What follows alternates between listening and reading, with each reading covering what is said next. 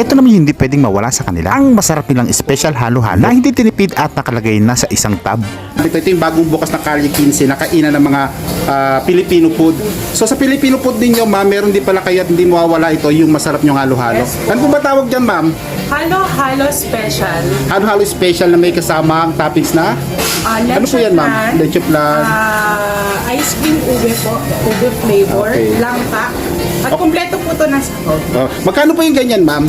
25 po. Good for sharing. Uy, salamat, ma'am. Thank you po.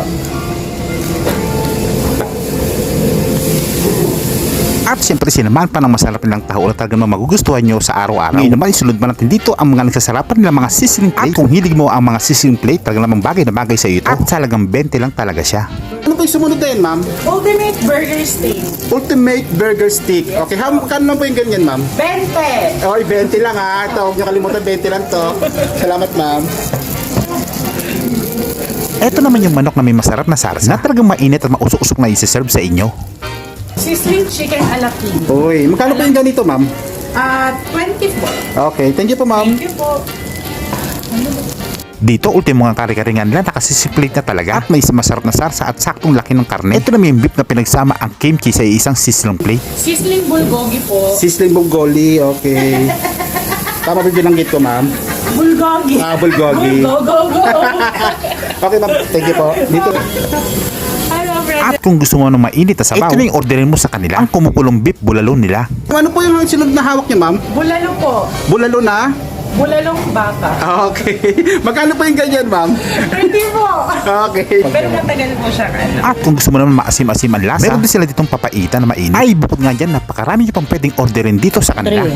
Guys, ngayong araw na padayo naman tayo sa isang masarap na bagong putripan. Dito mismo yan sa Electra Street at opposite lang sila ng Lifeline Hospital.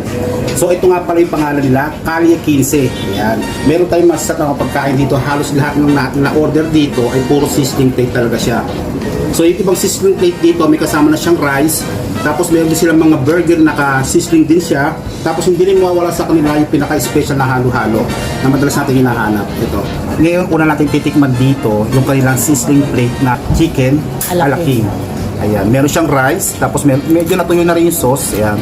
Kasi kanina pa namin ito na i-order. So ngayon, tikman muna natin dito yung kanilang chicken na may kasamang sauce. Ito siya. Let's go. Guys, dito nga pala sa sizzling plate nila, meron din silang masarap na bulgogi, na beef bulgogi. Ayan. Ito yung pinaka-meat niya.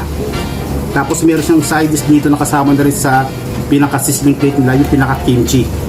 Tapos with rice na siya. Tara, tikman natin.